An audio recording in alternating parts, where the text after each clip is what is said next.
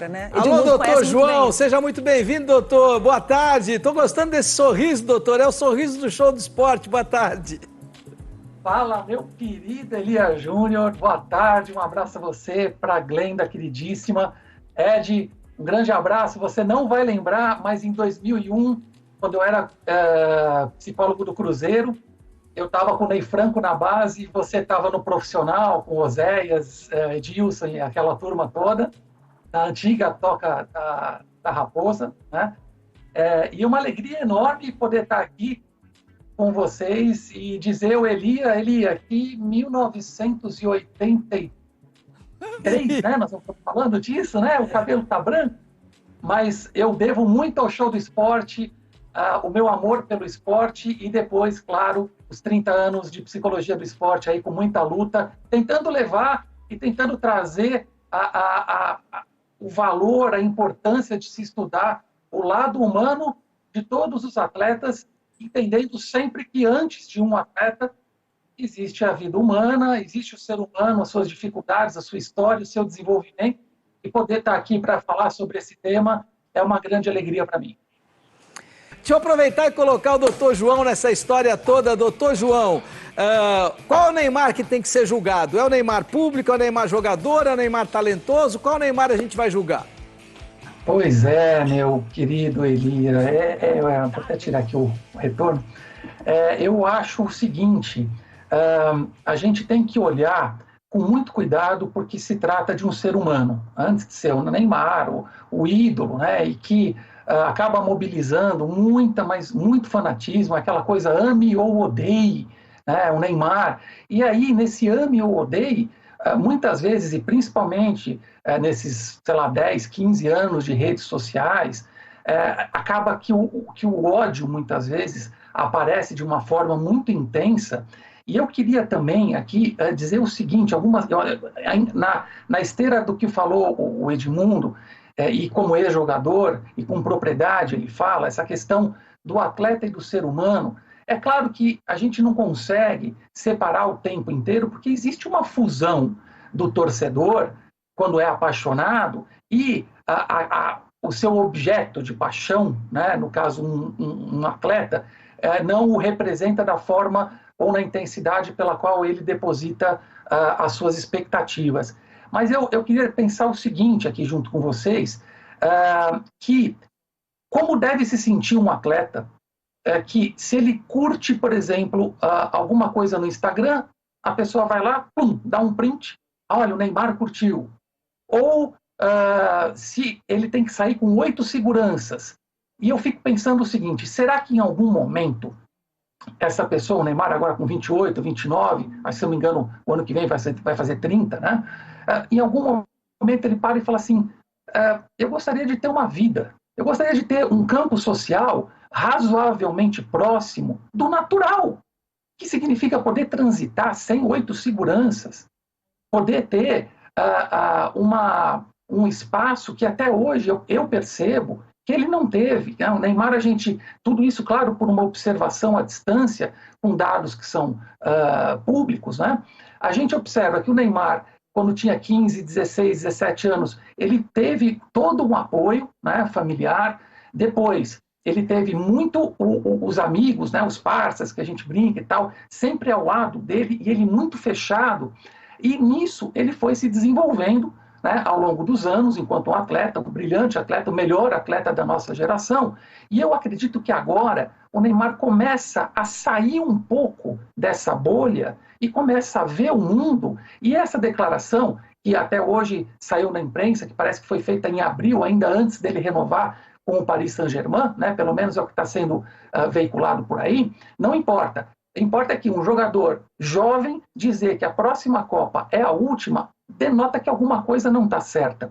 E aí, a minha preocupação, a seleção brasileira de futebol não tem psicólogo no seu profissional. Não tem. Quando a gente tem departamentos na Bélgica, na seleção da Alemanha, na Holanda, na Itália. Gente, eu palestrei há pouco tempo na Universidade de São Paulo com a psicóloga de goleiro do Manchester United. Então, assim, a psicologia do esporte no futebol brasileiro ainda sofre muito preconceito. Isso é um tema que é de saúde, pública, né, de responsabilidade dos clubes que têm psicólogos nas bases, mas na equipe profissional não tem. E a seleção, Elia e Glenda, vamos pensar juntos, não é de hoje. É da Copa de 50 do nosso querido, saudoso dramaturgo, jornalista Nelson Rodrigues, que dizia, né, do emocional do brasileiro na derrota para o Uruguai de virada, quando a gente jogava pelo empate no maior silêncio do mundo. E aí depois a gente teve o drama do Ronaldo em 98 na final contra a França. Tivemos o 7-1, gente, pelo amor de Deus. Muricy Ramalho, uma semana depois, vem a público e fala como é que o futebol brasileiro não parou 30 dias para entender um 7-1 numa semifinal de Copa do Mundo em casa. Então a gente precisa parar para pensar se o nosso futebol não está pensando na base o lado físico, o lado tático-técnico e a base que é o contexto psicoemocional. Os atletas que vêm das categorias de base, e quero deixar isso muito bem delineado aqui no nosso papo, muitas vezes têm que abandonar períodos importantes do seu desenvolvimento em prol do futebol. Crescem muitas vezes com bases. Nelson Rodrigues, eu citei aqui, já dizia, nossos atletas têm o corpo de aço, mas a base de barro. Isso nós estamos falando de 70 anos atrás. Será, Elia, Glenda, que não está na hora da psicologia do esporte entrar? O Tite fala que não dá tempo, porque eles se reúnem muito rápido, mas na seleção da Alemanha, o Dr. Hans-Dieter está lá, junto com a seleção e os outros 16 psicólogos da Bundesliga, trabalhando os individuais dos jogadores e, quando se encontram na concentração, fazem trabalho de equipe. Não é tão difícil assim, amigos. Não, doutor, sem dúvida alguma, essa questão do psicólogo no esporte, ele é fundamental, né? Fundamental na formação não só da base, como depois do adulto também, porque os adultos trazem várias questões, ainda mais hoje em dia com essa questão da rede social, que tem muito. E a gente vê vários resultados no esporte olímpico, a gente tem muitos resultados positivos no esporte olímpico. Acabamos de ver, por exemplo, Rebeca Andrade, campeã olímpica, medalhista de prata. A Rebeca, toda essa medalha de ouro, toda essa apresentação da Rebeca nos Jogos Olímpicos de Tóquio, isso tem ligação direta com o trabalho que ela fez ao longo dos anos, nos últimos 10 anos, com a psicóloga Suzy, que acompanhou ela desde nova e veio fazendo todo esse trabalho com ela nessa saúde mental, nessa parte mental do desenvolvimento da força mental do atleta, que é necessário, e a gente sabe, principalmente os atletas de alto nível. Não, é a questão, eu acho que todas as colocações, elas são muito interessantes. A gente vai até se despedir aí do doutor João, agradecendo muito a ele, mas é importante que fique clara a ideia de que está na Bíblia, né? Tudo nunca terás. Então, para você ter a fama, a glória e a fortuna do Neymar, você terá que ter o ônus de ter a glória, a fama e a fortuna do Neymar. Ninguém está discutindo os méritos da conquista. O que a gente vai ter que entender e trabalhar isso ao longo das nossas vidas é que tudo tem um peso e tudo tem ônus e tem bônus, como bem colocou o Edmundo, e que o profissional do tamanho, da qualidade do Neymar, ele tem que saber lidar com isso e tem que preparar a cabeça para isso. Mas só para me despedir do doutor e aí a Glenda também, imagino que a gente tenha que pensar com muito cuidado essa questão do mental também na seleção brasileira de futebol, e que a gente entenda que o físico tem que trabalhar muito próximo à mente, senão a gente vai ter dificuldade de ter bons resultados. Muito obrigado, viu, doutor? Obrigado, querido. Eu pego carona para complementar dentro daqui da minha despedida. Quero dizer o seguinte, que o futebol brasileiro precisa entender o que é a psicologia do esporte e parar de remendar com profissionais de outras áreas que vai dar palestra motivacional. Motivação é algo cientificamente complexo, precisa realizar um trabalho. Não adianta chamar um artista, um comediante, um comandante para ir lá dar uma palestra e deixar todo mundo pilhado. Isso não funciona.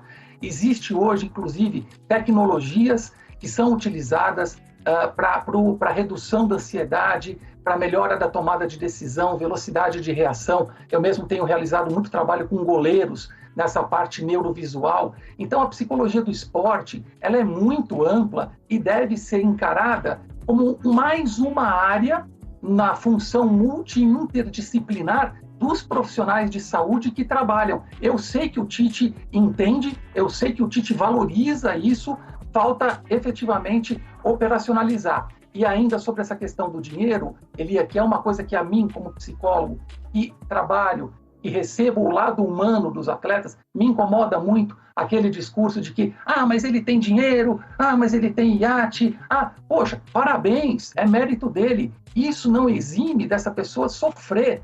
O sofrimento, ele existe a parte das suas posses materiais. Então, as pessoas precisam entender, ter calma, e se lá na frente, efetivamente, o Neymar achar que não está preparado para jogar uma Copa do Mundo, deve ser respeitado. O que eu acho que isso não vai acontecer, né? O próprio Messi já avisou isso algumas vezes. Depois, o Pelé, né, na Copa de 66, quando ele saiu na segunda fase, quando o Brasil, no jogo contra Portugal, né? E ele ficou super chateado e disse que não ia jogar a Copa de 70. Jogou a Copa de 70, a gente viu o que foi. Só não jogou a Copa de 74, como ele diz, por conta de questões políticas. E eu tenho certeza que o Neymar, se você estiver me ouvindo, deixa eu te passar um recado. A melhor forma de você se sentir bem e parar de se incomodar com tudo que estão falando ou que as pessoas falam, assiste o videotape de quinta-feira, tá? Você arrebentou, cara. Um beijo, Glenda. Um beijo, doutor. Elia, um abraço, obrigado, ótimo programa. Sou fãzaço de vocês. Muito obrigada, doutor. Obrigado pelas suas palavras aqui. E realmente a psicologia do esporte não é mais a psicologia tradicional que vem à mente, né? Você sentada à frente do profissional falando sobre a sua vida. A psicologia do esporte vai muito além disso, já entra aí a neurociência e outros aparelhos também que ajudam a aumentar o foco, diminuir a ansiedade, enfim. O treinamento é extenso da psicologia esportiva hoje em dia. Cresceu muito essa área e vale a pena não só o futebol, mas todas as modalidades esportivas olharem com mais atenção mais profissionalismo em cima disso, e buscarem a psicologia esportiva. É uma coisa interessante.